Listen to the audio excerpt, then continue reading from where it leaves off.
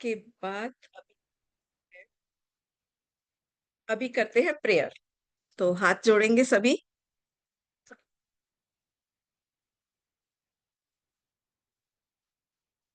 और एक प्रसन्न चित्त मुद्रा में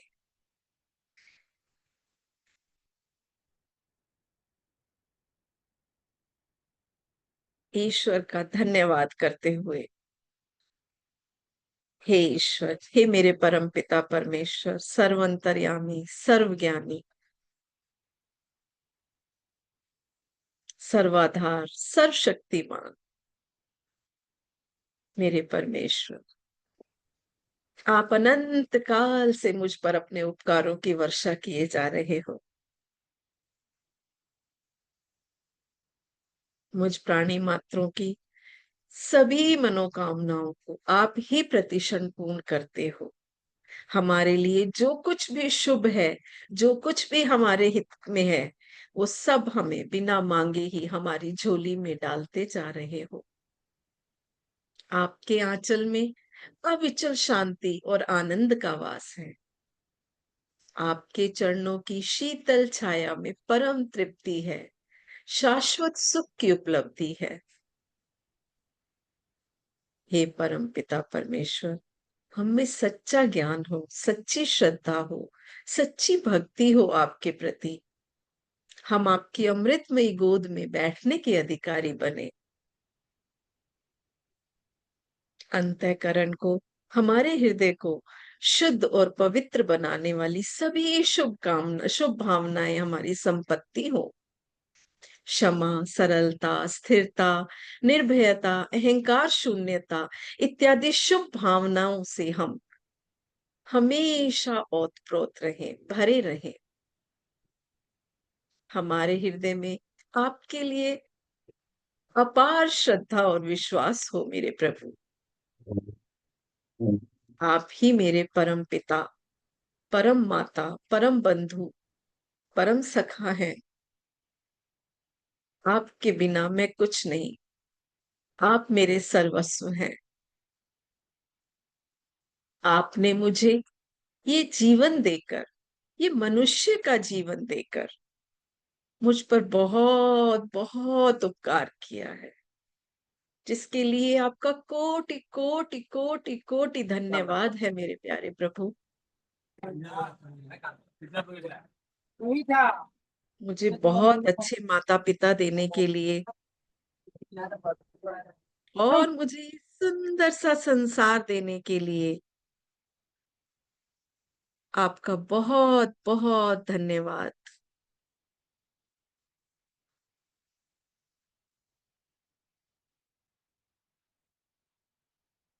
हे मेरे परमात्मा,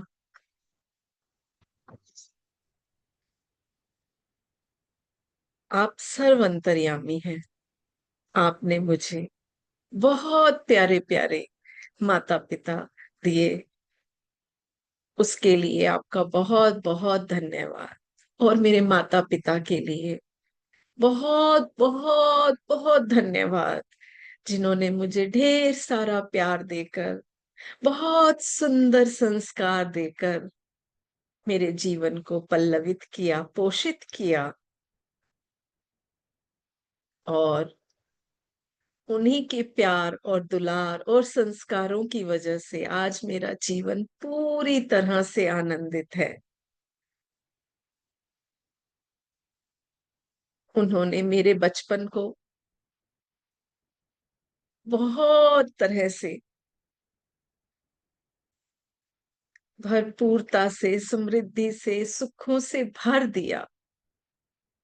और मुझे गुरुओं के पास ले गए, और मेरे उन सभी गुरुओं का भी बहुत बहुत धन्यवाद, जिन्होंने मुझे ज्ञान दिया, जिनके ज्ञान से आज मैं एक अच्छा जीवन जी पा रही हूँ। ज्ञान से सामाजिक प्रतिष्ठा को प्राप्त कर पा रही हूँ, और उस ज्ञान से मैं सज्जनों का संग कर पा रही हूँ।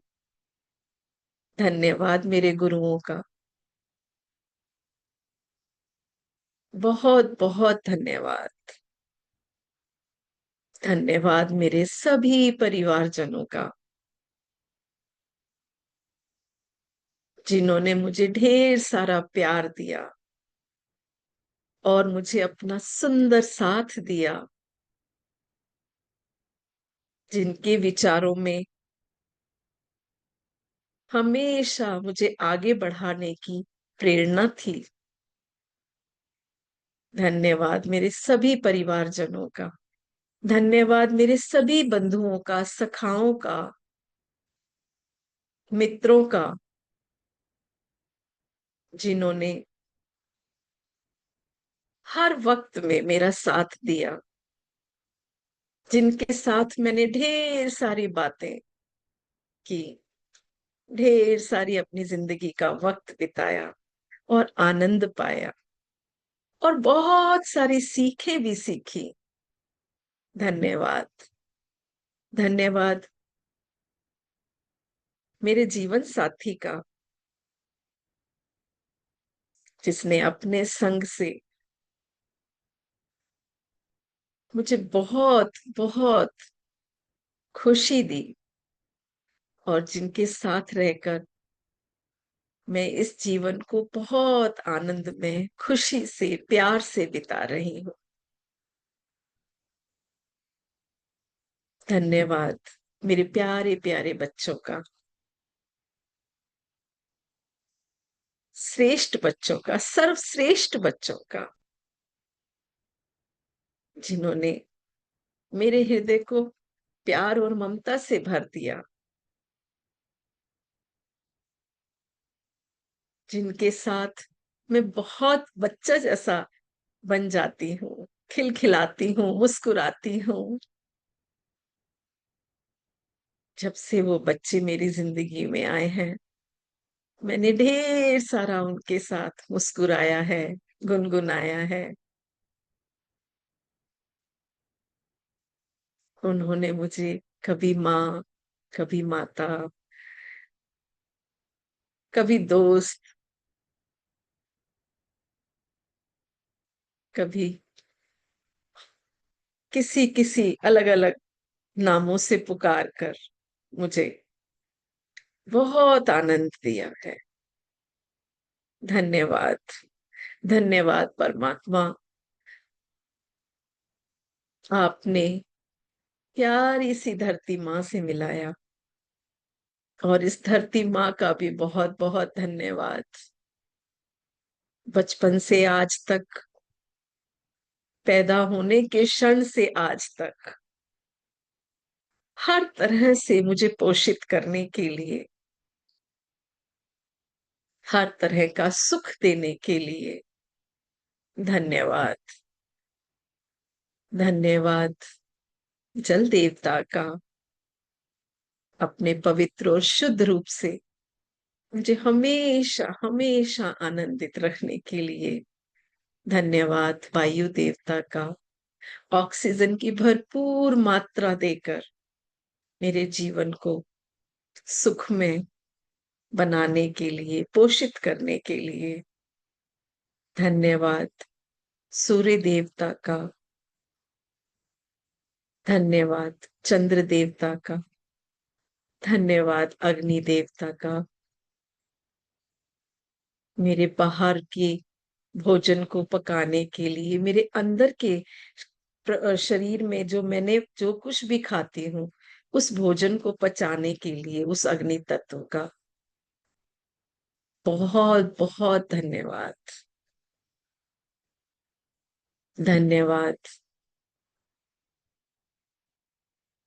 मेरा अपना तन, शरीर, उसके हर एक एक अंग का बहुत बहुत धन्यवाद, जो हमेशा स्वस्थ रहकर मेरी आत्मा को हमेशा आनंदित रखता है।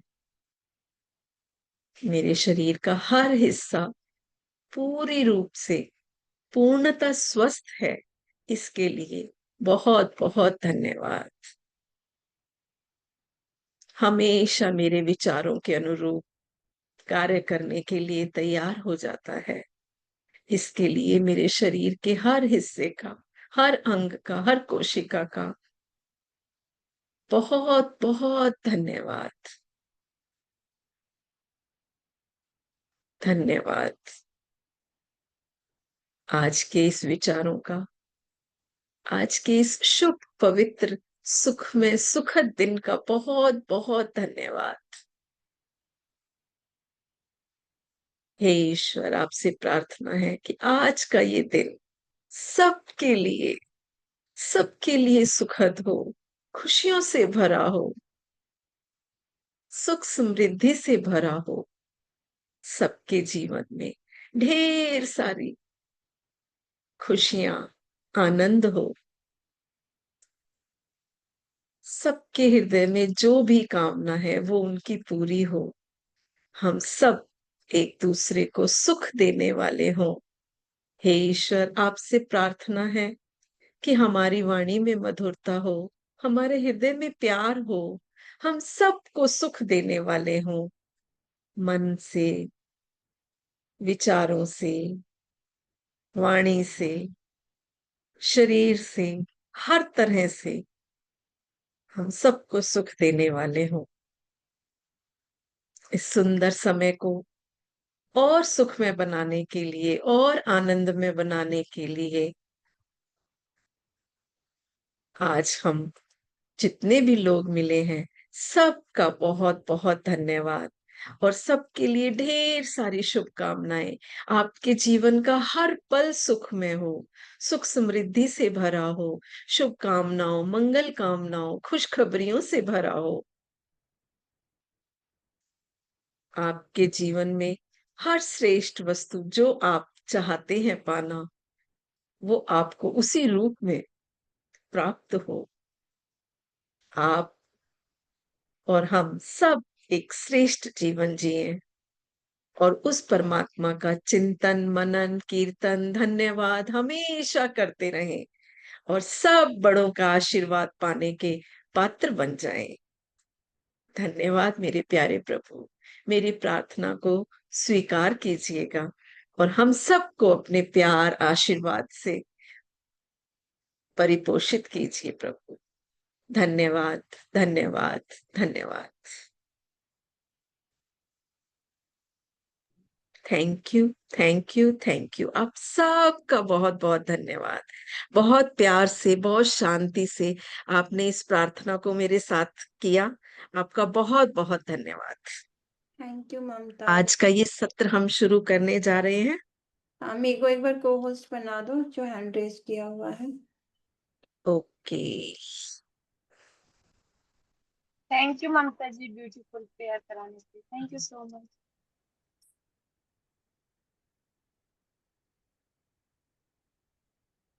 आज मैं कैसे, एक सेकंड रुको, देखो बनाना है।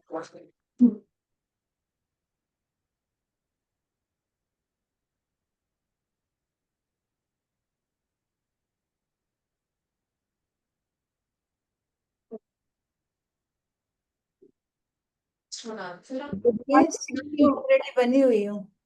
गुड मॉर्निंग सबको। Good morning. आज तो मैं बहुत अच्छा शेयर करने वाली हूँ। क्या बात है। क्लास के बाद। यस सर, चैप्टर 5 ना ममता? हाँ हाँ। यही ना? हम्म। ये हेलो मोरिया। हेलो करो सबको, हेलो कर। मासी, नमस्ते, कैसे हो? मैं अच्छा हूँ, आप कैसे हो? मस्त, जबरदस्त।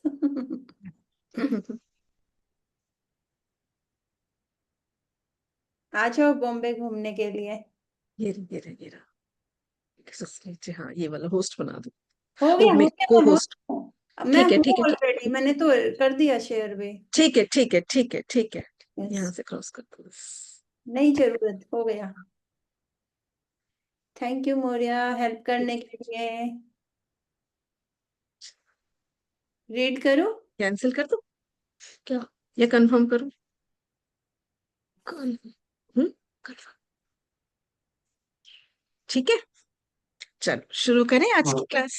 ये आ रहा है ना मेरा बुक इस पे? हाँ, तुम्हारी पिक्चर भी आ रही है और ये भी आ रहा है, वाह वाह दोनों वाह। चीजें आ रही है। ठीक है, तो रीड करो। है रीड करो। मेरे पर्स में, अंदर मेरा पर्स पड़ा उसमें है, और किचन में खाना पड़ा है, खा लो। अभी मौर्य एग्जाम दे के आया है, तो मैं उसको बता रही थी कि किचन में खाना पड़ा है, खा लो। तो चलो शुरू करते हैं। ठीक है। यस, रीड करते हो। जो आप समझ रहे हैं वह नहीं, यह वह नहीं है। आप वर्तमान में उपस्थित रहने की, विद्यमान रहने की अवस्था का उल्लेख प्रमुख रूप से किया करते हैं। मुझे लगता है कि इसे बौद्धिक रूप से तो समझ रहा हूं, लेकिन मैं नहीं जानता कि मैंने इसे वास्तव में कभी अनुभव किया है या नहीं। मुझे संदेह है कि जो मैं समझ रहा हूं, क्या यह वही है, या वह अवस्था एक अलग ही होती है। आप जो समझ रहे हैं वह, मैं बोलूं क्या आगे? हाँ हाँ, बोलो बोलो, कर दो कर दो। आप जो समझ रहे हैं यह वह नहीं है। वर्तमान में उपस्थित रहने के बारे में, विद्यमान रहने के बारे में आप न तो सोच सकते हैं, न ही मन उसे समझ सकता है। इस उपस्थिति को समझना उपस्थित होना होता है। एक प्रयोग करके देखें। अपनी आंखें बंद कीजिए और स्वयं से कहिए, पता नहीं मेरा अगला विचार क्या होगा। फिर आप पूरी तरह सचेत हो जाइए और अगले विचार की प्रतीक्षा कीजिए, बिल्कुल उस बिल्ली की तरह जो कि चूहे के बिल को ताक रही है। कौन सा विचार निकल कर आने वाला है, इसे अभी करके देखिए। ये तो बहुत ही आसान है, इसमें तो कुछ बताने वाला कुछ है ही नहीं है। तो अभी एक छोटा सा प्रयोग करेंगे, 1 सेकंड के लिए, मतलब 1 मिनट के लिए अपनी आंखों को बंद करेंगे और अपने आप से पूछेंगे कि मेरा अगला विचार क्या आ रहा है। तो इसको एक्सपेरिमेंट करके देखते हैं। बिना एक्सपेरिमेंट के क्या मजा। जब तक हम प्रैक्टिकली नहीं करेंगे अपनी लाइफ में, तो फिर मजा नहीं आएगा। तो मजे करते हैं, इसको एक्सपेरिमेंट अभी करते हैं, अभी के अभी करते हैं। तो चलो शांति से एक बार बैठते हैं।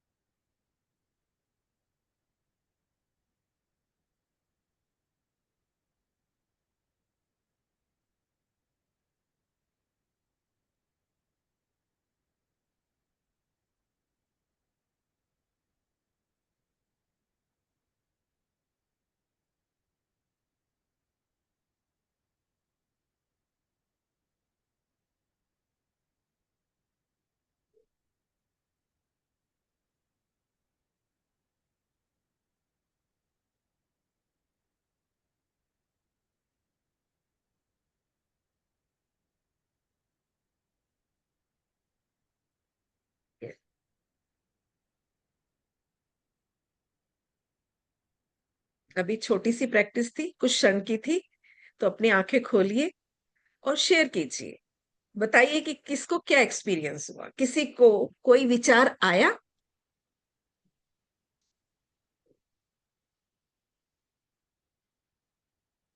अभी मैं अपना एक्सपीरियंस शेयर करती हूँ सबसे पहले, कि जब तक मैं ये बोल रही थी कि मेरा अगला विचार क्या होगा, मेरा अगला विचार क्या होगा, जब तक मैं ये चीज इसमें ध्यान लगाए हुए थी, तब तक कोई विचार नहीं आया।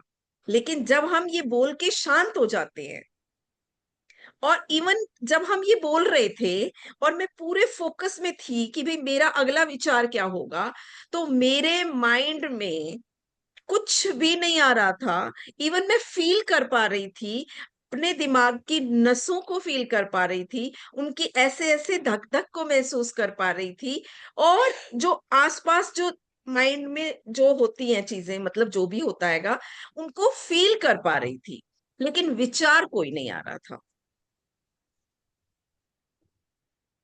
लेकिन जैसे ही आप ये बोल के और शांत हो जाते हैं, और फिर आप थोड़ी सी देर के लिए अपने फोकस को उस सेंटेंस से हटा देते हैं, और जैसे ही आप हटाते हैं, तो आपके दिमाग में तुरंत कोई ना कोई विचार आ जाता है। अगर आपने तुरंत उसको नहीं पकड़ा, जैसे मेरे मन में विचार, अगर मान लो सपोज उसके बाद जैसे ही मैंने उस चीज को छोड़ा और मैं शांत होने की कोशिश करी मैंने, तो एकदम से विचार आया कि अभी आगे क्या कराना है। ये एकदम से विचार आया। अगर मैंने उसको नहीं पकड़ा तो ये श्रृंखला बढ़ती चली जाती है और यही उसी पैटर्न में हम फंसते चले जाते हैं। तो बस यही करना है हमने। सतर्कता का मतलब, वर्तमान में रहने का मतलब क्या है? फोकस्ड रहना, सतर्क रहना, अवेयर रहना, अपने प्रेजेंट मोमेंट के प्रति अवेयर रहना ही वर्तमान में रहना है। वो कहते हैं मुझे नहीं पता कि हम जिसके बारे में ये बात कर रहे हैं, क्या हम सचमुच उसको समझ भी पा रहे हैं या नहीं पा रहे हैं। हम बार बार रोज ये बात कह रहे हैं कि हम वर्तमान में रहें, वर्तमान में रहें, वर्तमान में रहें, लेकिन वर्तमान में रहना है क्या? एक्चुअल में वर्तमान में रहना है क्या?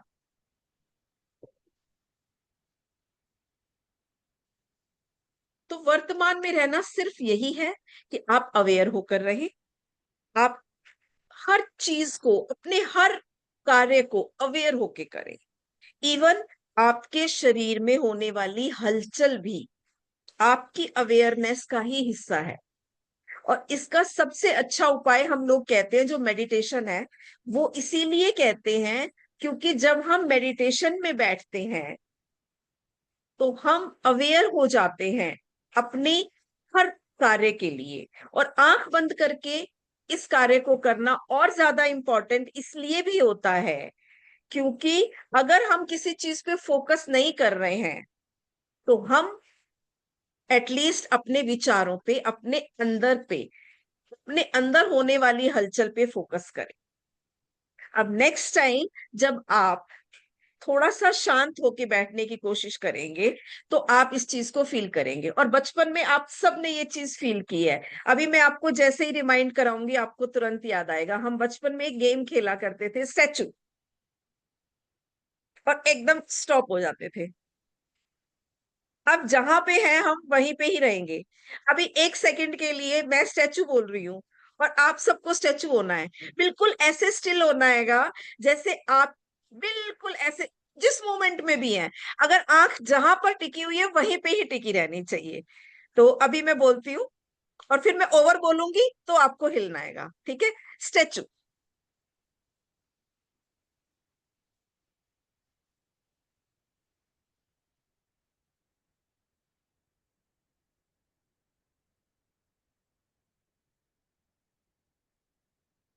ओवर। अब ये कुछ सेकंड जो थे, 5-7 सेकंड थे, ये 5-7 सेकंड आपने प्रेजेंट में बिताए हैं। ये वही है जो लेखक आपको कहना चाहता है।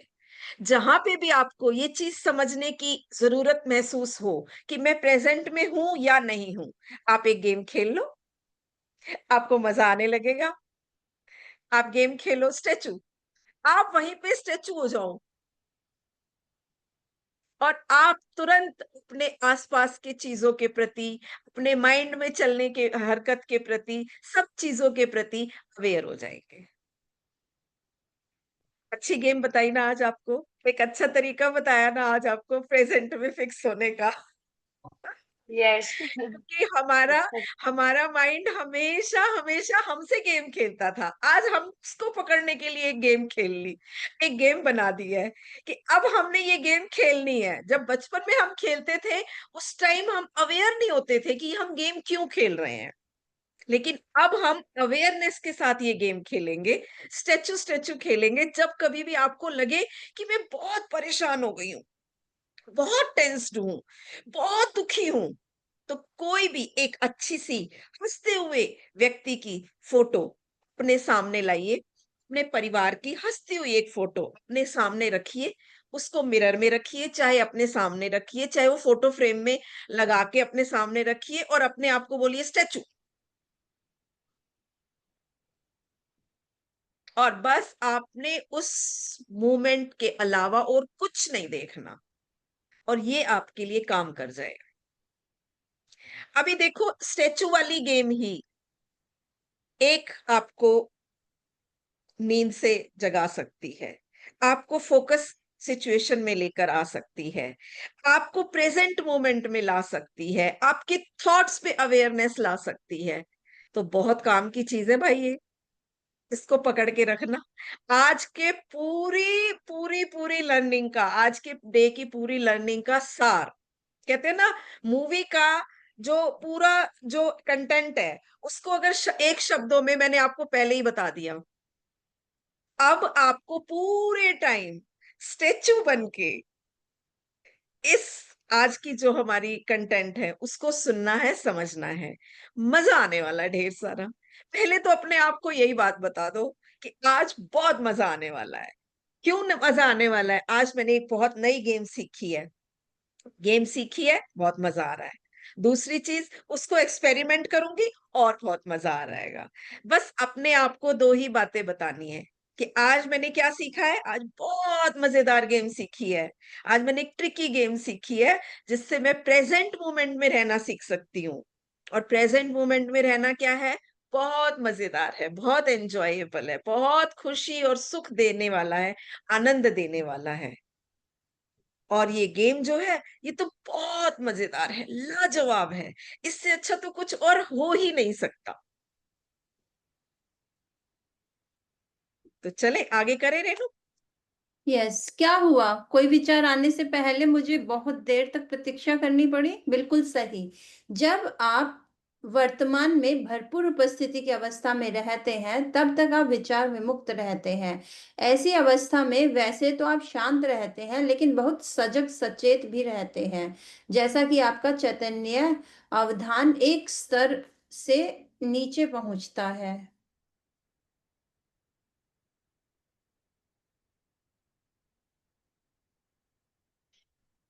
त्यों ही विचार कूद कर आ जाता है, मानसिक शोर वापस आ जाता है, नीरवता, शांतता खो जाती है, यानी आप समय में वापस आ जाते हैं। कहा जाता है कि यह जांचने के लिए कि उनके शिष्य वर्तमान में कितने विद्यमान है। कुछ जैन गुरु उनके पीछे चुपके से आते थे और फिर अचानक ही उन पर छड़ी मार देते हैं। बिल्कुल एक झटका। अगर शिष्य अगर शिष्य पूरी तरह उपस्थित तथा विद्यमान रहता है और सजग सचेत अवस्था में रहता है, जीसस के शब्दों में, अगर उसने अपनी कमर कसी हुई है और उसकी जोत प्रज्वलित है, तो उसे पीछे से गुरु के आने का भान हो जाता है और वह उसे रोक देता है या एक तरफ हो जाता है। लेकिन अगर उस पर छड़ी पड़ जाती है, तो इसका अर्थ है कि वह ख्यालों में खोया हुआ है, यानी विद्यमान नहीं था, अनुपस्थित था, अचैतन्य था। यस, एक मिनट। ये ममता सिंह जी हैं जो, ममता सिंह जी अपना ये म्यूट कर लीजिए जरा। मैं करूं क्या? एक मिनट। हम्म। यस, मैंने कर दिया इनको। तो ये एक और गेम है इन्होंने बताई कि पहले के टाइम पे जो ये गुरु होते थे वो क्या करते थे, जैन गुरु जो होते थे वो क्या करते थे, अपने शिष्यों की ये चेक करने के लिए कि वो प्रेजेंट मोमेंट में कितने अवेयर हैं, तो वो गेम खेलते थे। हमने भी गेम खेली है ये वाली। हम हमें भी याद होगा, आप सबको भी याद होगा, हम लोग ऐसे करके बैठते थे, 5-6 लोग, एक उस तरफ, एक का मुंह उधर होता था, एक का उधर, और उसको बोलते थे क्या बोलते थे, धप्पा, धप्पा। तो फिर वो खड़ा होके और फिर वो उसको पकड़ने लगता था दूसरे व्यक्ति को। फिर एकदम से अवेयर होके बैठते थे, ऐसे बिल्कुल जैसे कि एकदम से कोई भी पीछे से टच, सिर्फ उसको टच करना होता था, वो टच करके बोलता था धप्पा, और हम उठ के खड़े हो जाते थे, भागते थे पकड़ने के लिए उनको। तो बस आपको वो गेम ध्यान रखनी है। आज तो मजेदार है, आज का सेशन बहुत मजेदार है, गेम्स ही गेम्स है। ये इन गेम्स के जरिए हमने क्या करना है, अपनी गेम, लाइफ की गेम को खेलना है। अब हमने छोटा बच्चा बनना है। प्रेजेंट मोमेंट में रहना इट मीन्स छोटे बच्चे बनना। प्रेजेंट मोमेंट में रहना यानी पास्ट को भूल जाना, फ्यूचर को भूल जाना। पास्ट में जो हो रखा है उसको भूल जाओ, जो फ्यूचर में होने वाला है उसको भूल जाओ, सिर्फ आज के इस समय के खेल का आनंद लो। बस एक मोटी छोटी सी यही बात है, छोटी कहो, मोटी कहो, अच्छी कहो, कुछ भी कहो, एक यही बात है कि अपने इस गेम का आनंद लो। आप अपनी बारी का इंतजार रखो कि कौन आपके आके धक्का बोलने वाला है और आपकी ड्यूटी शुरू होने वाली है। इतने खुश शांत रहो कि बस कोई अगर कुछ आपको बोले तो आप उससे विचलित ना हो जाओ, आप उसका आनंद उठाने के लिए तैयार रहो। तो आपको क्या करना है? अवेयर रहना है अपने जीवन का आनंद उठाने के लिए और मजे करने हैं गेम्स खेल के। जब कभी भी मन सताए या कोई परेशानी आए तो कोई ना कोई बचपन का गेम उठाएं और उसको खेलते जाएं, खेलते जाएं, खेलते जाएं। फिर परेशानी बेचारी कहाँ टिकेगी, कहेगी ये तो बच्चा ही है अभी भी, चलो चलो यहाँ से हाथ जोड़े इसके, चलो यहाँ से निकलो। यस रेनू, आगे करते हैं। प्रतिदिन के जीवन में विद्यमान बने रहना स्वयं के साथ गहराई से जुड़े रहने में सहायता करता है। अन्यथा मन, जो कि बेहद चलायमान रहा है, अपने साथ आपको ऐसा बहाकर ले जाता है जैसे उफनती नदी ले जाती है। स्वयं यस, के साथ ये भी गहराई बिल्कुल से ठीक बात जुड़े है। रहने से ये आपका भी क्या बात सही है, होगा? बिल्कुल। एक मिनट रेनू, ये भी बात बिल्कुल ठीक है कि आपको क्या करना हैगा, अपने साथ जुड़कर रहना हैगा। अगर आप ये गेम नहीं खेलोगे तो टेंशन क्या होगी? वो माइंड की चेन बनाती चली जाएगी, एक के बाद एक विचार, एक के बाद एक विचार, एक के बाद एक विचार, और वो आपको नदी के बहाव की तरह बहाकर ले जाएगा। कब आप कहाँ पे कितनी अंदर गहराई में उतर गए आपको खुद को नहीं पता चलेगा। और सेम चीज आपकी, क्योंकि मन का काम क्या है? चेन बनाकर आगे ले जाना। अगर आप गेम खेलेंगे तो आप आनंद में रहेंगे, तो वो आनंद की चेन बनाकर आपको आनंद की नदी के गोते लगवाएगा। और अगर आप परेशानी में रहेंगे तो वो परेशानी के विचारों को बुनता हुआ बुनता हुआ बुनता हुआ ढेर सारी उसके उस वाली नदी में आपको गोते लगवाएगा।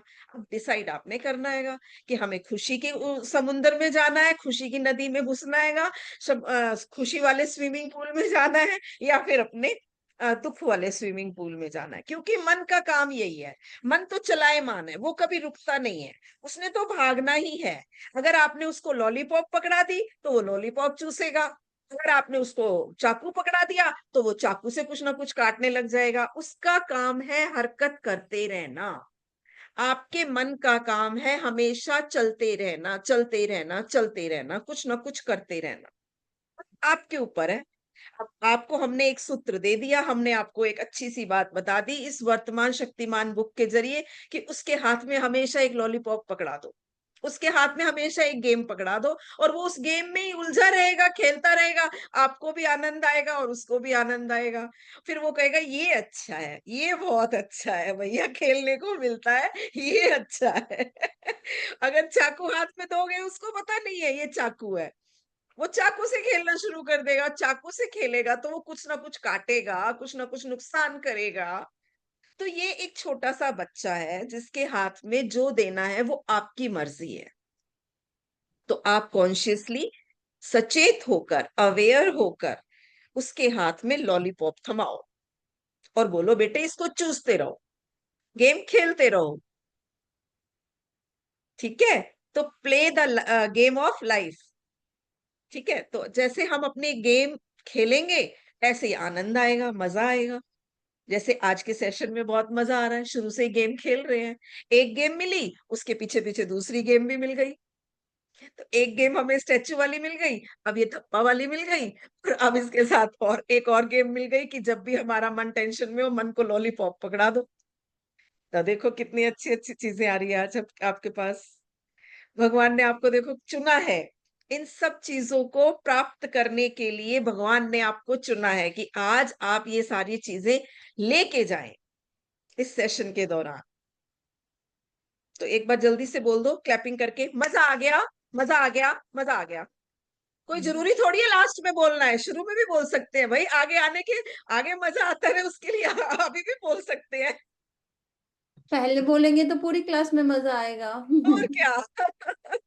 तो अभी मुस्कुराइए, ढेर सारा मुस्कुराइए, खुशी से भर लीजिए अपने मन को, और फिर स्टैचू बोल दीजिए और सुनते रहिए आराम से। चलो आगे करते हैं भाई। मुझे तो लगा तुम सच में स्टैचू हो गई हो। अच्छा, वाह। स्वयं के कब होती साथ हो? स्वयं के साथ गहराई से जुड़े रहने से आपका अभिप्राय क्या है? इसका मतलब है कि अपने शरीर में पूरी तरह से वास करना, अपने शरीर के आंतरिक ऊर्जा क्षेत्र में अपना थोड़ा बहुत अवधान हमेशा रखना, या कहें कि अपने शरीर को भीतर से महसूस करना। शरीर के प्रति सजगता आपको उपस्थित रखती है, वह अपना लंगर अब में डाले रहती रखती है। बस ये तो अभी यही वाली बात है कि स्टैचू वाला ही गेम है। जैसे ही आप अपने मन को शांत और स्थिर होकर देखना शुरू करेंगे, तो वो आप उसके प्रति सजग हो जाएंगे। आपको पता चल जाएगा कि मेरे शरीर में कौन सी जगह पे कहाँ पे क्या हरकत हो रही है। बस यस। आगे करते इंतजार इंतजार करने का गूढ़ अर्थ एक तरह से वर्तमान में उपस्थिति की विद्यमानता की अवस्था की तुलना इंतजार करने से की जा सकती है। जीसस ने अपने कुछ कथाओं में इंतजार की उपमा का प्रयोग किया है। इस इंतजार आमतौर पर होने वाला उबाऊ और बेचैनी किस्म का इंतजार नहीं है, जो कि वर्तमान को नकारने वाला होता है और जिसकी चर्चा मैं पहले कर भी चुका हूँ। यह वह इंतजार भी नहीं है जिसमें आपके अवधान का फोकस भविष्य के किसी मुकाम पर केंद्रित रहा करता है और जिसमें वर्तमान को एक ऐसे अवांछनीय रोड़े की तरह देखा जाता है जो आपकी और आपकी वांछित चीज के बीच अटका हुआ लगता है, बल्कि यह कुछ भिन्न गुणों वाला एक अलग तरह का इंतजार होता है। वह इंतजार जिसमें आपकी पूरी सजगता की आवश्यकता होती है, जिसमें किसी भी पल कुछ भी घटित हो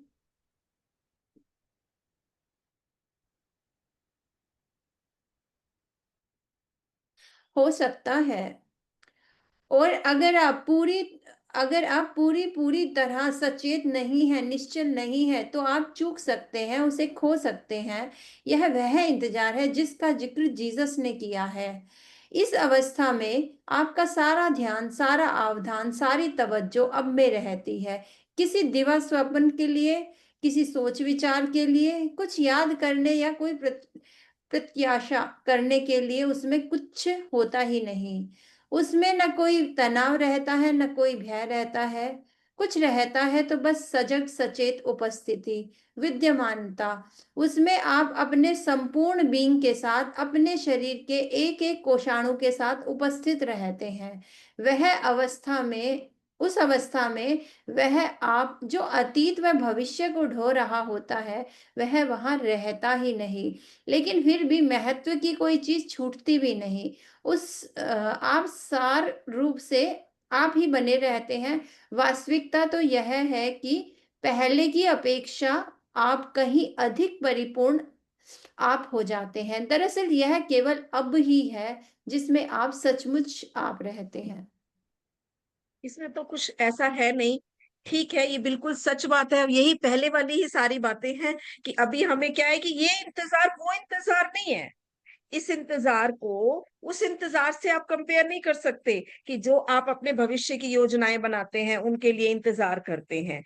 बल्कि ये इंतजार एक ऐसा है, अवेयरनेस की सिचुएशन है, जहां पर आप सिर्फ और सिर्फ उस चीज पे फोकस लगाए रखते हैं, जहां आपके दिमाग में कोई और कोई विचार नहीं आता। कोई पास्ट का विचार आपको तंग नहीं करता, कोई फ्यूचर का विचार आपको तंग नहीं करता, बल्कि आप एक ही चीज पे पूरी तरह से ध्यान लगाकर उसी की पूरी संरचना को देखने की कोशिश करते हैं।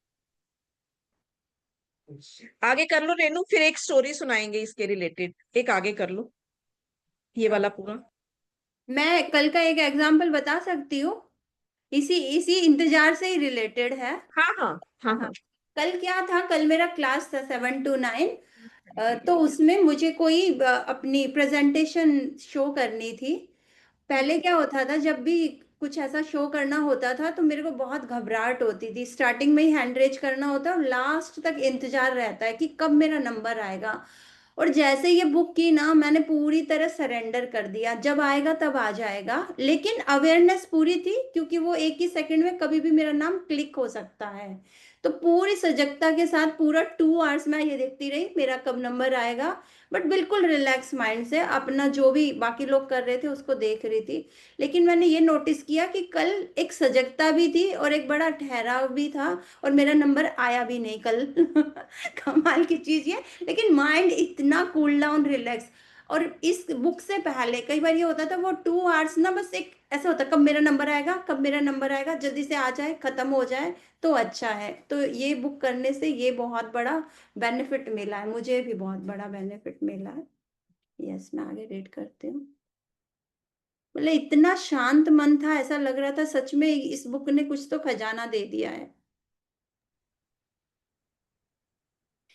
एक ऐसे सेवक जैसा बनो जो अपने स्वामी के वापस आने की प्रतीक्षा कर रहा हो। जीसस ने कहा है, सेवक नहीं जानता कि स्वामी कितने बजे आएगा, इसलिए वह जगा रहता है, सचेत व निश्चल रहता है, संभल कर रहता है कि कहीं ऐसा ना हो कि स्वामी का आना उसे पता ही ना चले। एक अन्य दृष्टांत में जीसस ऐसी 5 लापरवाह महिलाओं का उल्लेख करते हैं जिनके पास अपने दिए को जलाए रखने यानी उपस्थित रहने के लिए पर्याप्त तेल नहीं है, और इसीलिए वे दूल्हे को देखने से चूक जाती हैं और विवाह भोज में से भी वंचित रह जाती हैं। ये पांचों उन 5 प्रबुद्ध महिलाओं के बिल्कुल विपरीत है जिनके पास काफी तेल है। आगे भी पढ़ दो। इसको एक्सप्लेन कर देते नहीं? नहीं, पूरा कर दो, अभी इसको पूरा कर दो। जिस व्यक्ति ने ये ईशो उपदेश लिखे हैं वह भी इस नीति कथाओं के अर्थ को नहीं समझ पाया था। इसीलिए इनके लिखे जाने के दौरान ही पहला गलत अर्थ और गलत वर्णन इनमें प्रवेश कर गया था, और फिर बाद में दोषपूर्ण व्याख्याओं के चलते इनके वास्तविक अर्थ पूरी तरह खो गए। ये दृष्टांत संसार के अंत के बारे में नहीं है, बल्कि मनोवैज्ञानिक समय के अंत के बारे में है। ये नीति कथाएं अहम ग्रस्त मन को श्रेष्ठता की ओर ले जाने और चैतन्यता की बिल्कुल ही एक नई अवस्था में जीने की संभावना की ओर इशारा कर रही हैं। यस, अभी देखिए, हमने सबने रामायण पढ़ी है, और हमने रामायण में देखा है कि शबरी किस तरह से श्री राम के आने की इंतजार करती है, और उसके पास उससे रिलेटेड कोई इंफॉर्मेशन नहीं है कि वो कब आएंगे, कब नहीं आएंगे। लेकिन फिर भी वो बिना किसी अवधान के, बिना किसी नकारात्मकता के, बिना किसी नागा किए, नागा करने का मतलब एक भी दिन छोड़े, चूके, बिना चूके वो रोज प्रतिदिन, कहते हैं कि वो रोज बेर तोड़ती थी और उनको चख चख कर कौन सा मीठा है, जो मीठा होता था वो अपने भगवान के लिए रख देती थी, और जो खट्टा होता था वो खुद खा लेती थी। तो रोज वो जाती थी अपने अपने आराध्य के लिए, अपने शिव के, अपने भगवान राम के लिए वो लेती थी, रोज झाड़ू लगाती थी उस रास्ते पर, फूल बिछाती थी, और जिस रास्ते पर श्री राम ने आना है। कितना समय लग गया, लेकिन श्री राम नहीं आए, क्योंकि वो बहुत समय पहले की बात थी जब किसी ऋषि ने उनको कहा था कि तुम्हारा उद्धार श्री राम करेंगे आकर। लेकिन फिर भी लगातार वो इंतजार करती रही। एक आस्था, एक विश्वास, एक आपका प्यार, एक नियमितता, जिसे हम कहते हैं डिसिप्लिन, अगर ये सारी चीजों के साथ आप अवेयरनेस की स्थिति में हैं, वर्तमान की स्थिति में इंतजार कर रहे हैं किसी चीज का, तो आपको उस इंतजार में भी आनंद का अनुभव होगा। बिल्कुल उसी तरह से ना, जैसे आप अभी ये सोच के चलिए, अब आप देख सकते हैं कि शबरी का इंतजार कैसा है, आज तक लोगों को याद है। आज भी आप किसी से पूछेंगे ना शबरी का नाम, तो सबको याद है।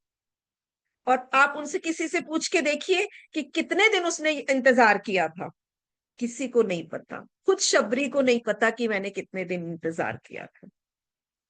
तो ये है इंतजार का सच्चा अर्थ। आपको कभी भी इंतजार वर्ड कभी भी दिमाग में आए तो उससे अपनी एंकरिंग कर लीजिए शबरी के नाम की। कि किस तरह से शबरी ने इंतजार किया था, मुझे बस वही करना, आनंद में रहना है, आनंद को पकड़ना है, मुझे अपने आनंद को पकड़ना है। लेकिन बिना किसी शिकायत के उसने कभी ये नहीं कहा राम जी आ नहीं रहे हैं, क्यों नहीं आ रहे हैं, पैर तोड़ के रखे, इतने नीचे पैर थे, अब कल आएंगे कि नहीं मिलेंगे। कोई शिकायत नहीं, कोई नहीं, सिर्फ आस, सिर्फ प्यार, सिर्फ विश्वास। जहां पर ये तीनों चीजों का संगम हो जाए,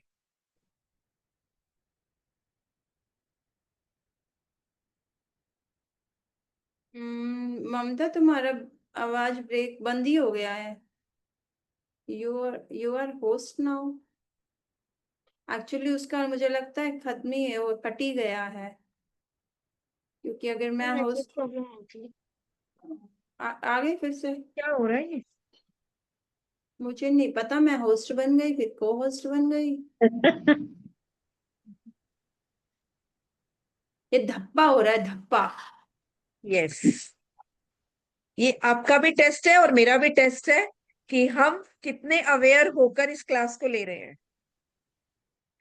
तो अगर हम अवेयर होकर ले रहे हैं तो कोई कंप्लेन नहीं। अभी अभी जस्ट अभी ये बात कंप्लीट की थी कि अगर आप अवेयरनेस में हैं, अगर आपके पास सच्ची श्रद्धा है सुनने की, सच्ची लगन है समझने की, और उन चीजों को अपने जीवन में धारण करना चाहते हैं, तो कंप्लेन करना बंद।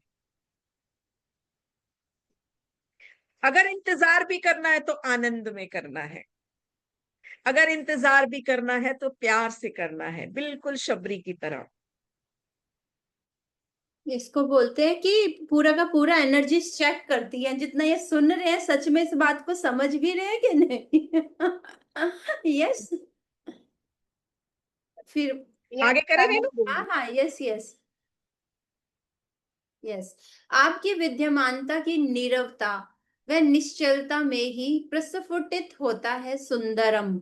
जो वर्णन आपने अभी अभी किया है, इसे मैं कभी कभी कुछ पलों के लिए तब महसूस किया करता हूँ जब मैं प्रकृति की गोद में बैठा होता हूँ।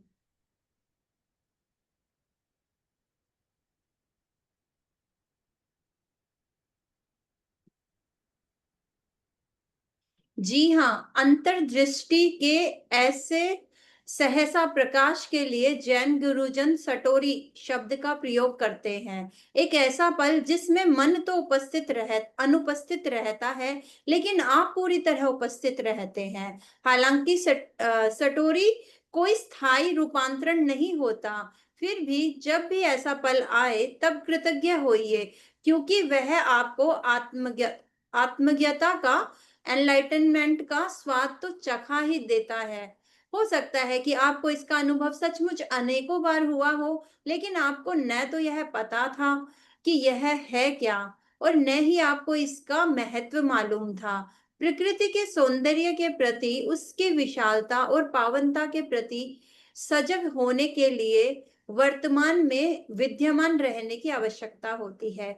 क्या आपने कभी रात के साफ आकाश की अनंतता को नजर भर ध्यान से देखा है? उसकी नितांत नीरवता, निश्चलता और अपरिमेय विशालता से क्या आप कभी चकित विस्मित हुए हैं?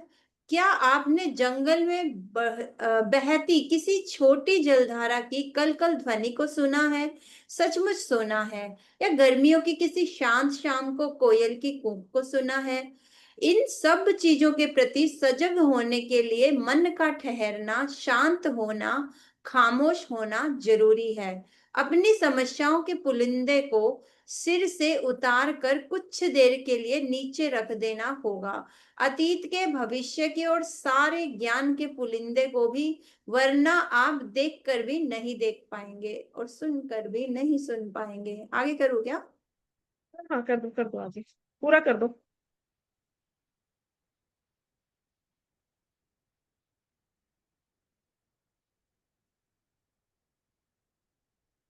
सुनकर, यही वाला पेज है ना, सुनकर भी संकीर्ण होने के, यही है क्या? मुझे कुछ हम्म ये नहीं है।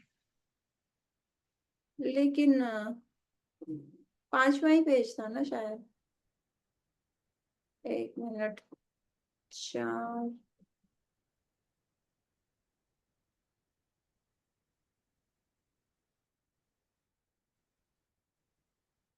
ये तो हो गया ना, ये भी हो गया।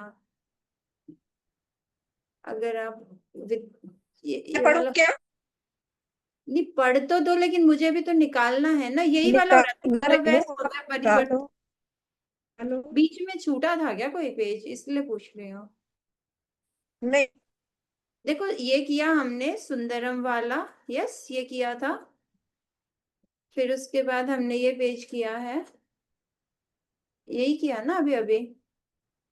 तुम जब देखो। स्वयं को खोजें, वह पवित्रता आप विद्यमान।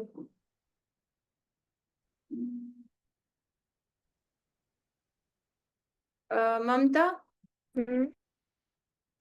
बोलो कहाँ से करना है रीड। ये अभी मैंने पढ़ा ना आपकी अवस्था।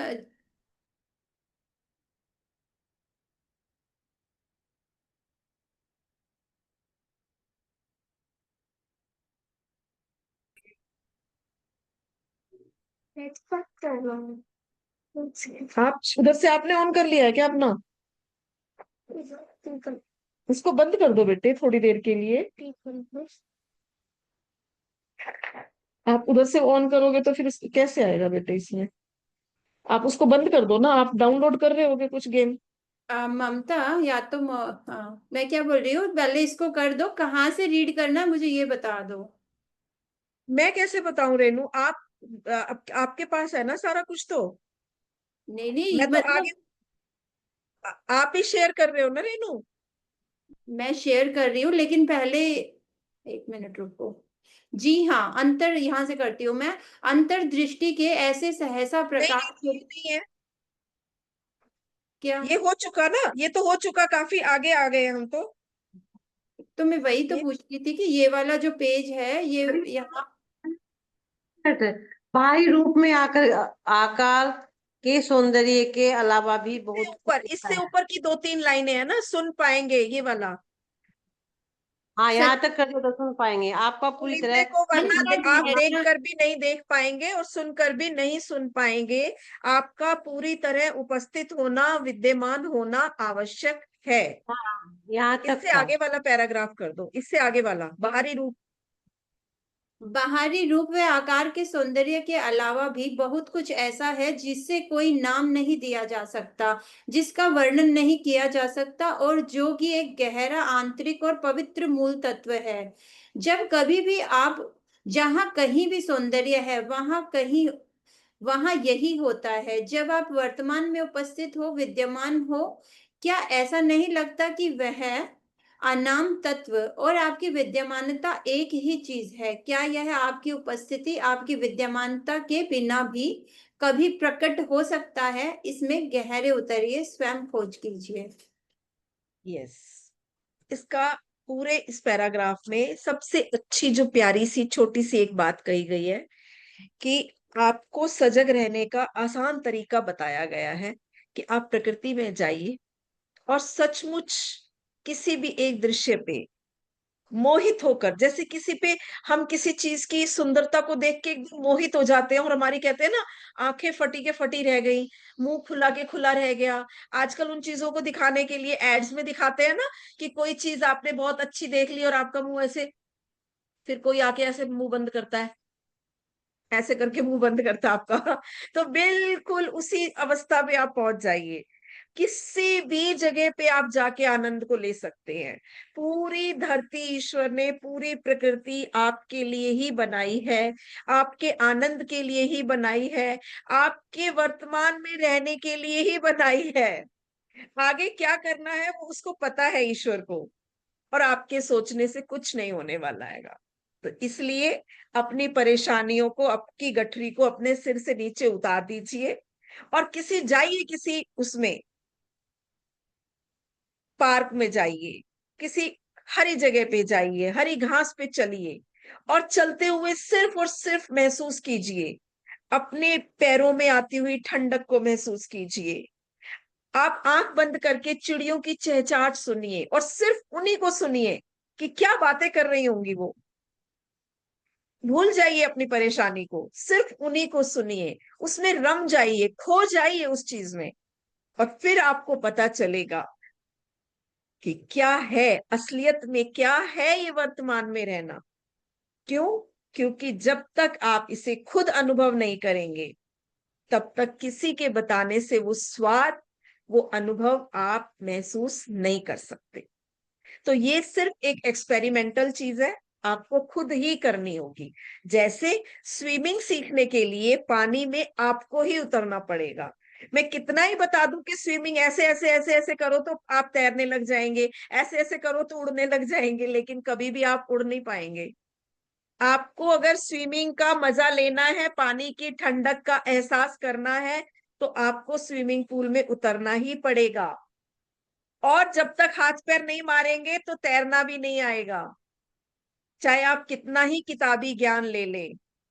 जब तक आप प्रकृति के बीच में नहीं जाएंगे, प्रकृति को महसूस नहीं करेंगे, अपनी परेशानियों को खत्म होता हुआ नहीं देखेंगे और उनसे छुटकारा पाने के लिए आनंद को गले नहीं लगाएंगे, तब तक कुछ नहीं होने वाला। ये किताबें पढ़ते रहो, पढ़ते रहो, पढ़ते रहो, लेकिन गेम्स तो आपको खेलनी पड़ेंगी अपने जीवन में। जब तक गेम नहीं खेलोगे, जब तक अपने जीवन में उन शांति का, उस सुख का अनुभव नहीं करोगे, तब तक कुछ हासिल नहीं होगा। तो हर पल आपके लिए एक चुनौती है, हर पल आपके लिए एक सजगता का एहसास लेकर आ सकता है, बशर्ते कि आप उस पल में पूरी तरह से खो जाइए। अगर मैं अपनी बात कहूं, अगर मैं बर्तन कर रही हूं तो बस मैं बर्तन ही कर रही हूं साफ, मुझे और कुछ नहीं पता होता। कई बार मेरे बच्चे आगे कहते हैं, क्या कर रहे हो मम्मी? मैंने कहा कुछ नहीं, इतनी देर से आवाजें लगा रहे हैं। मुझे नहीं पता, मैं बर्तन साफ कर। अरे बर्तन सब साफ करते हैं, क्या आसपास की आवाज नहीं आती क्या? मुझे नहीं आती। और तो और सबसे बड़ी बात ये है मेरे साथ, तो मैं अगर फोन किसी का आ गया तो मैं फोन सुनती हूँ ना, तो मैं साथ साथ कोई काम नहीं कर सकती, मेरे से होता ही नहीं है। बहुत लोगों की कंप्लेन होती है कि हमने, मेरी सिस्टर इवन कहती है कि तेरे से बात करते करते मैंने देख ये भी सारा कर लिया, ये भी काम कर लिया, ये भी। मुझसे ऐसे कभी नहीं होता। मैं तो आराम से जब तक बैठ के बात ना करूं, मुझे लगता ही नहीं कि मैंने बात की है। ऐसे ही ऑफिस में होता है, ऐसे ही घर में होता है, कोई भी काम कर रही हूँ। इवन आप खुद सोच के देखो, उस दिन क्या हुआ कि दाल में या चावल में उसमें कुछ था, मतलब इकट्ठा दाल चावल रखा हुआ था मैंने थोड़ा सा खिचड़ी के लिए, तो उसमें कुछ था जैसे कंकर वंकर सा मुझे दिखा, और मैं उसको लेके साफ करने लगी। ऐसे ऐसे करके अपना साफ कर रही हूँ, ऐसे ऐसे करके साफ कर रही हूँ, और मुझे पता ही नहीं, वो मम्मी आई हुई थी मेरी, तो उनकी मेड आके और बहुत देर से ऐसे खड़े होके मेरे सामने खड़ी है, मुझे पता ही नहीं वो खड़ी है, मैं अपना उसको साफ कर रही हूँ। कह रही, जब मेरा हो गया साफ, मैंने उसको ऐसे करके फटकारते जैसे करा, तो वो कहती है, इतनी देर से आप इसमें ही मगन थे, आप पता नहीं किस किस चीजों में मगन रहते हो। मैंने कहा, ऐसे ही है भाई, इसी का नाम है आनंद, और हमें पता नहीं है क्या होता है, और हमें चीजों का कुछ ज्ञान नहीं है। जो छोटी मोटी थोड़ी सी दो चार चीजें पकड़ी हुई है, उसी से ही खुश हो लो, और ज्यादा क्या करना है पकड़ के। तो बस यही है जीवन का सार, और यही है आनंद, और इसी में ही है खुशी, इसी में ही है मजा। और बार बार बोलते रहो इन शब्दों को, तो ये जीवन में आना शुरू हो जाते हैं। तो खुशी, आनंद, मजा, सुख, समृद्धि, ज्ञान, भरपूरता, बोलते रहो, बोलते रहो, बोलते रहो। जैसे वो रात को कहता था चौकीदार ना, हमारी गलियों में पहले बचपन में जब हम सोते थे, जागते रहो। तो मैंने अपनी जिंदगी का एक उसूल बनाया है, बोलते रहो। क्या? खुशी, आनंद, तप, ज्ञान, मजा।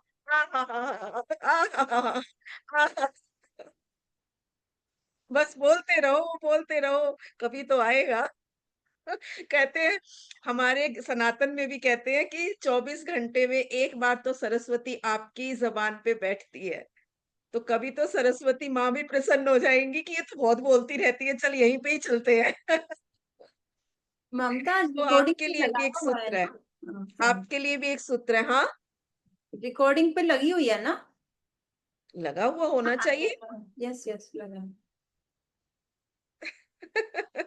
चलो आगे कर दो रेनू, हम तो मजे ही लेते रहेंगे ऐसे ही, नहीं तो ये किताब करनी जरूरी है। यस, जब आप विद्यमानता के पलों का अनुभव करते हैं तब शायद आपको यह भान भी नहीं होता कि आप मन रहित अवस्था में हैं। ऐसा इसलिए होता है क्योंकि इस अवस्था और विचार प्रवाह के बीच अंतराल बहुत कम रहता है। आपकी सटोरी अवस्था में आए कुछ पल ही होते हैं कि मन वापस कूदता है, लेकिन सटोरी वहां भी अवश्य, वरना आप उस सौंदर्य को अनुभूत ही नहीं कर पाते। मन सौंदर्य को न तो पहचान पाता है न ही रच सकता है। केवल उन पलों के लिए जब आप उपस्थित थे, विद्यमान थे, वह सौंदर्य तब पवित्रता भी उपस्थित हुई थी। उस अंतराल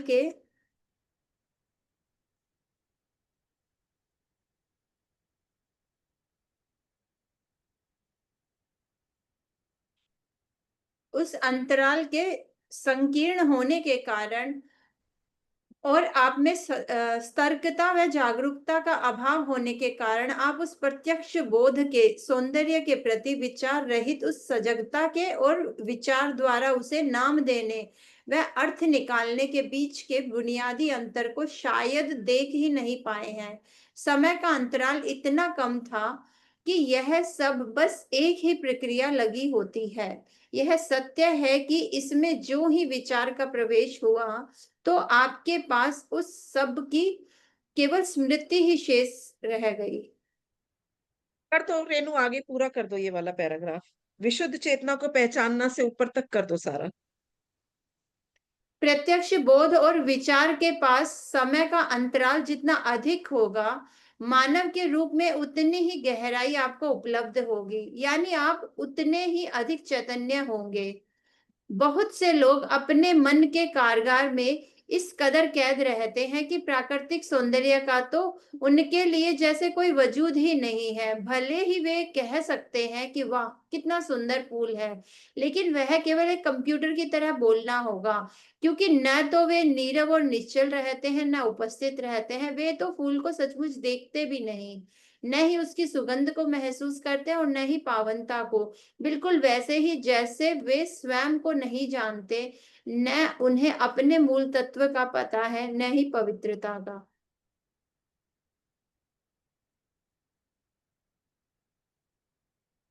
कर दो ना ये वाला पैराग्राफ पूरा। हो गया ना ये वाला, तो आगे तो फिर दूसरा पैराग्राफ शुरू हो जाएगा। अरे इसका पूरे का सारे का सार बताऊंगी बहुत अच्छे से, बहुत अच्छी मजेदार चीज है, ये वाला पैराग्राफ भी कर दो। चूंकि हम मन के प्रभुत्व वाली संस्कृति में रह जाते हैं, इसीलिए कुछ अपवादों को छोड़कर अधिकांश चित्रकला, वास्तु, संगीत और साहित्य सौंदर्य विहीन हो गया है, निस्सार हो गया है। इसका कारण यह है कि जो लोग उसकी रचना कर रहे हैं वे एक पल के लिए भी खुद को अपने मन से अलग नहीं कर पाते। इसीलिए वे लोग कभी भी अपने भीतर उस स्थान के स्पर्श में वे संपर्क में नहीं आ पाते जहां से सच्चा सृजन और सौंदर्य उदित होता है। मगर मन को अगर छुट्टा छोड़ दिया जाए तो वह विकट रूपता की भयंकरता की ही रचना करता है, केवल आर्ट गैलरियों में ही नहीं बल्कि सर्वत्र। जरा शहरों का नजारा देखिए, औद्योगिक बंजर जमीन को देखिए। किसी भी सभ्यता के कभी भी इतना गंदापन, इतना भद्दापन, इतना घिनौनापन पैदा नहीं किया। देखो ये चीज क्या कह रहे हैं ये लोग, ये बहुत सुंदर सी बात कही है कि अगर आपके मन में वाकई में ही सुंदरता है तो आप उस सौंदर्य को अनुभव कर पाएंगे। उस सौंदर्य को कोई भी इंसान सौंदर्य तो नहीं रच सकता, लेकिन उस सौंदर्य को अनुभव करना भी अपने आप में एक बहुत बड़ी बात है। अदरवाइज क्या होता है, हम बाहरी रूप तो देख लेते हैं, हम फूल को बाहर से तो देखकर उसकी प्रशंसा तो कर लेते हैं, हम बाहर शब्द तो रच देते हैं, लेकिन आंतरिक उस चीज को महसूस करना हम भूल जाते हैं। और यही हो रहा है। इसी की वजह से क्या हो रहेगा कि आज क्या है, ये जो हम चीजें करते हैं, आर्ट गैलरीज लगती हैं, क्या उसमें कहीं पे आर्ट, वाकई में कोई आर्ट नजर आती है? अदरवाइज क्या होता था, पहले के गाने में और आज के गानों में कितना फर्क है। आप पहले का एक गाना सुन लीजिए, वो कितनी अंतरंगता से निर्मित किया गया है। उसमें आज भी इतने सालों के बाद भी उसमें सुंदरता की झलक दिखाई देती है। उनके बोल में, उनके उसमें झंकार में, उनकी उसमें हर चीज में आज भी आपको तरंग महसूस होगी। आपको शांति महसूस, अगर आपने शांति में उस गीत को सुन लिया, आपको शांति महसूस होगी। लेकिन वर्तमान समय के संगीत को अगर आप सुनते हैं, तो क्या आपको सच में शांति का अनुभव हो पाता है? नहीं हो सकता। क्योंकि आप उसकी रचना तभी कर सकते हैं जब आप पूरी तरह से मग्न हो जाएं, उस चीज के अंदर खो जाएं, और आप पूरी संसार को भूल जाएं। तब आपके आंतरिक मन से जो सौंदर्य उत्पन्न होता है और फिर जो शब्द निकलते हैं, वो हर किसी को प्रसन्नता देने वाले होते हैं।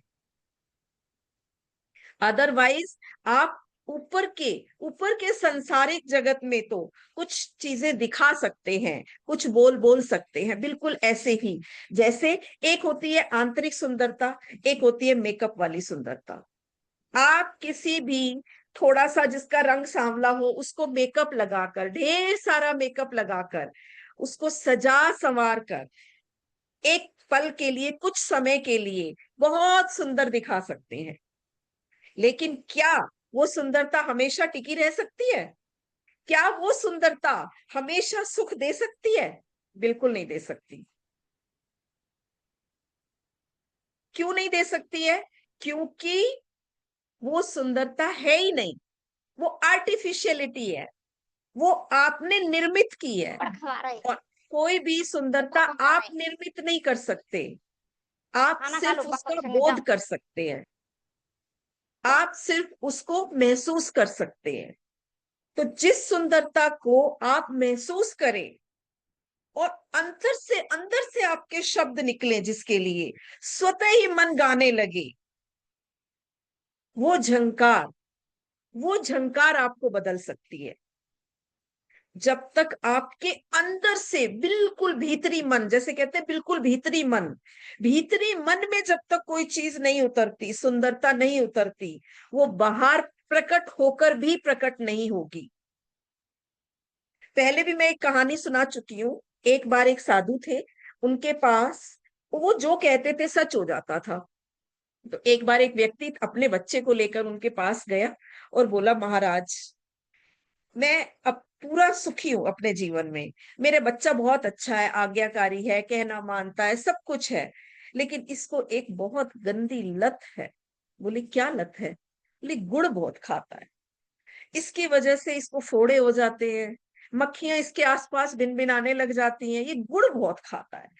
इवन और तो छोड़ो महाराज, चोरी करके भी खा लेता है, लेकिन इसको गुड़ खाने की बहुत आदत है। जब भी जाएगा किचन में, गुड़ उठाएगा, गुड़ का वो ढेली, और उसको तोड़ेगा और खा जाएगा, तोड़ेगा और खा जाएगा। बहुत मैं परेशान। महाराज जी ने कहा, अच्छा, तो गुड़ खाने से नुकसान क्या है? बोले, मई महाराज, अच्छा नहीं होता ज्यादा गुड़ खाना, तकलीफ होती है, बाद में परेशान होगा, अभी फोड़े फुंसियां निकल रही हैं, फिर खून में शर्करा की मात्रा अधिक हो जाएगी। मतलब उसने कुछ कुछ बताया। महाराज जी ने कहा, अच्छा ठीक है। तो बोले, इसको आप एक बार कह दो। तो बोले, अच्छा ठीक है, आप इसको अगले हफ्ते लेके आना। तो अगले हफ्ते, एक हफ्ते के बाद वो फिर आया वापस। तो महाराज जी को सेम प्रॉब्लम बताई। तो महाराज जी ने कहा कि अच्छा। तो उसकी तरफ देखा, बच्चे की तरफ, बच्चा मुस्कुरा रहा था, और महाराज जी भी उसकी तरफ मुस्कुराए। बोले, कोई बात नहीं, अगले हफ्ते फिर लेके आना। ऐसे 2 हफ्ते बाद फिर वो लेके गया। तो लेके आया बेटे को, और फिर महाराज जी ने उसकी बच्चे की तरफ आंखों में आंखें डाल के देखा, और प्यार से मुस्कुराते हुए बोले, बेटे, आज के बाद गुड़ नहीं खाना। उस बच्चे ने मुस्कुरा के महाराज जी की तरफ देखा, बहुत प्यार से, आनंद से देखा, और बोला कि थोड़ा सा भी नहीं? महाराज जी ने कहा, 1 हफ्ते के लिए बिल्कुल नहीं। और अगले हफ्ते फिर आना। तो बोला अच्छा, और इतना कह के और वो चला गया। तो वो चला गया, बच्चे को उसका पिता ले गया और 1 हफ्ते बाद लेके आया। तो बच्चे ने वाकई में ही गुड़ नहीं खाया 1 हफ्ते तक।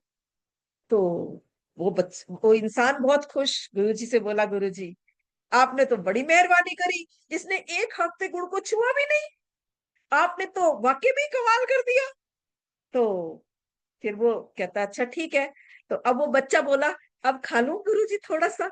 बोले अच्छा ठीक है, बताओ कितना गुड़ खाना है तुम्हें रोज। बोले 1 मुट्ठी बस। तो बोले ठीक है, 1 मुट्ठी ले लेना सुबह और उसे ही पूरे दिन में खत्म करना, उससे ज्यादा नहीं खाना, ठीक है। बोले हाँ ठीक है। तो वो अपना चला गया। अब वो आदमी बड़ा, उसको उत्सुकता, वो थोड़ी दूर बच्चे को जाके छोड़ के खड़ा करके वापस आया। कह रहा बेटे को अभी तुम रुको, मैं आता हूँ। महाराज जी के पास आया, महाराज जी एक बात पूछनी थी आपसे कि भाई आपके पास ऐसी कौन सी शक्ति है कि आपने उसको कहा और उसने छोड़ दिया, बिल्कुल ही छोड़ दिया। एक तो मुझे ये जानना है, और दूसरी एक बात और मेरे मन में जिज्ञासा है कि आपने उसको पहली बार में क्यों नहीं कहा।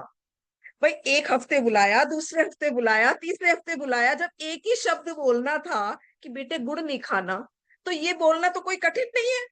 ऐसा नहीं है कि आपका कोई मौन व्रत था, आप उसको बोल सकते थे। तो एक ही बात ही तो कहनी थी कि बेटे गुड़ नहीं खाना, तो ऐसे उंगली हिलानी थी और कहना था गुड़ नहीं खाना, ये उसी दिन कह देते। तो मेरे को इतना क्यों चक्कर घुमाया आपने। महाराज जी मुस्कुराए, बोले कि ऐसा है, उस दिन अगर मैं कहता तो मेरी वाणी में प्रभाव नहीं आता, पर वो बच्चा गुड़ खाना नहीं छोड़ता। बोले है, ऐसे कैसे, आप ऐसे कैसे गुरुजी हो, कोई विशेष मुहूर्त में कुछ बोलते हो क्या। अब मुझे समझ में आई, ये ज्ञान व्यान कुछ नहीं है, ये मुहूर्त की कहानी है सारी। जिस दिन आप अच्छे मुहूर्त में होता है, उस दिन आप जो बोलते हो वो सच होता है। आपको पता है आपकी वाणी पे कब सरस्वती ने वास करना है, ये ज्ञान व्यान कुछ नहीं है आपका। तो महाराज जी मुस्कुरा दिए। तो फिर दोबारा से कहता है नहीं, वैसे कोई और बात तो है, आप मुस्कुरा रहे हो, आप बताओ, सच बताओ क्या बात है। महाराज जी ने कहा कि ऐसा है बेटे, तब तक मैं खुद गुड़ खाता था और बहुत खाता था। जब तक मेरे अंदर वो अज्ञान है, जब तक मेरे अंदर वो क्या कहते हैं तामसिक प्रवृत्ति है, या जब तक मेरे अंदर वो अवगुण है, मैं उस अवगुण को छोड़ने के लिए किसी को कहूंगा तो मेरी वाणी में प्रभाव नहीं आएगा। जिस दिन मैंने उसे अपने जीवन में उतार लिया, उस सद्गुण को अपने जीवन का हिस्सा बना लिया, अपने चित्त में उतार लिया, उस दिन अगर मैं कोई एक शब्द भी कहूंगा तो वो वाक्य में ही उस सामने वाले जीव के व्यक्ति के जीवन को भी बदल सकता है। तो ये होते थे पहले के हमारे साधु संत, अपने जीवन में उतारते थे। और आज क्या है, आज 4 किताबें पढ़ी, 4 अक्षर पढ़े, ऊपर का ज्ञान फटाफट बांटा, इतनी जल्दी होती है हमें। अगर हम कोई चीज यूट्यूब पे भी देख लेना तो बस, आज अगर हमने कोई सुन ली है तो कल किसी को सुना दे, बस उसके बिना गुजारा नहीं हो रहा भैया। अब तो मन में भर गई है, किसी को सुना दे बस फटाफट, कोई आए हमसे अपनी परेशानी लेके और हम तुरंत ज्ञान बांटना शुरू कर दे। खांसी हो रही है, अच्छा अच्छा ये मैंने ना यूट्यूब पे पढ़ा था, ये कर लो। और वो बंदा भी सुन के आगे किसी को टपा देता, वो कभी नहीं करता। यूट्यूब के ज्ञान का यही हाल होता है। तो ये ज्ञान जब कोई अपने जीवन में उतार के फिर बोलता है तो उसकी वाणी में प्रभाव आता है। आपने सिस्टर शिवानी को देखा है कभी। सिस्टर शिवानी जो शब्द बोल देना सीधा दिल में उतरता है। क्यों उतरता है, क्यों इतनी उनकी वाणी में शांति है, क्यों उनकी वाणी में इतनी सच्चाई नजर आती है, जबकि बाकी के लोग चिल्ला चिल्ला कर वही बातें बोल रहे हैं। पूरा यूट्यूब में लोग दिन रात लगे हुए हैं वही बातें बोलने में, लेकिन फिर भी इतनी शांति, इतनी पवित्रता, इतनी सादगी कैसे है। क्योंकि उन्होंने उन सारे ज्ञान को अपने जीवन में धारण किया है। जब तक आप धारणा नहीं करते और आप बांटना शुरू कर दोगे तो वो क्या जाएगा। जब आपके पास ही नहीं है तो क्या जाएगा, क्या दोगे लोगों को। जब आपके पास होगा, अंदर चित्त में होगा, आपके रोम रोम में जो चीज समा गई है, वो जब आप बांटोगे, आपने इतनी कतरा भर भी दे दी, तो आप वो तर जाएगा। क्यों हम कहते हैं ईश्वर को कि एक बूंद जो मिल जाए, तेरे प्यार की अगर एक बूंद भी मिल जाए तो मेरा जीवन संवर जाए। क्यों? क्योंकि वो परम पिता परमात्मा प्यार का सागर है, और उस सागर की अगर बूंद मिल गई तो वाकई में हमारा जीवन सुधर जाएगा। ऐसे ही अगर कोई साधु संत, सच्चा साधु संत हमें मिल जाए और वो हमारे सिर्फ हाथ रख के ये कह दे, आपकी बच्चे आपका तथास्तु, जो आपने कहा तथास्तु, ईश्वर आपके साथ है, जाओ आपका कार्य हो जाएगा, कोई दुनिया की ताकत उसे रोक नहीं सकती ना होने से। ममता, नहीं होना होगा, हमारे भाग्य में ना हो तो भी हो जाएगा। टाइम काफी हो गया है ममता। हाँ जी, तो आज की बात को, आज की वाणी को यहीं पे विराम देंगे। पहले आप सच सच सच्चे दिल से बताइएगा, मुस्कुराते हुए, आपको आज मजा आया या नहीं आया? बहुत आया तो ढेर बहुत सारा मुस्कुरा बहुत दीजिए, और यस मैम, खुले हाथ बहुत से, मजा आया, खुले हाथ से आनंद से कह दीजिए, मजा आ गया, आ गया, मजा आ मजा गया, आ गया, मजा आ मजा आ गया। गया, मजा आ गया मैडम। मजा आ और गया। अपने जीवन में कोई मैं बता एक रही बात धारण करने का प्रण लीजिए, बस 45 रोज मिनट ही है। संकल्प लीजिए, संकल्प से सृष्टि बनती ये है। टाइम टेबल है ना। तो आज अपना 1 बजे। संकल्प लीजिए, today I am happy happy happy happy. Happy happy आज हैप्पी। मैं बहुत खुश हूँ, आज का मैं मेरा आपको दिन घूमने चलूँ, बहुत मैं अच्छा वहां से है, सब्जी बहुत लेने शुभ गया। है, बहुत कितने मंगलमय बजे है। दिखा? आज मैं बहुत खुश हूँ, आज आज बहुत मैं बहुत खुश हूँ। बस बहुत आज खुश का संकल्प पूरा हुआ। कल मिलेंगे फिर आपके साथ 11:30 बजे। धन्यवाद, बहुत बहुत शुभकामनाएं। आज का दिन आपके लिए सुख समृद्धि से भरा हो, खुशियों से भरा हो, ढेर सारी शुभकामनाओं के साथ आज की क्लास को यहीं पे विराम करते हैं। धन्यवाद। Thank you everyone. So much ma'am, thank thank you you. Everyone. मैं बाय। लीव कर रही हूँ, मीटिंग कल करेंगे, शेयरिंग भी करेंगे कल। हाँ, कल sharing. Bye bye everyone, good day, bye. Bye.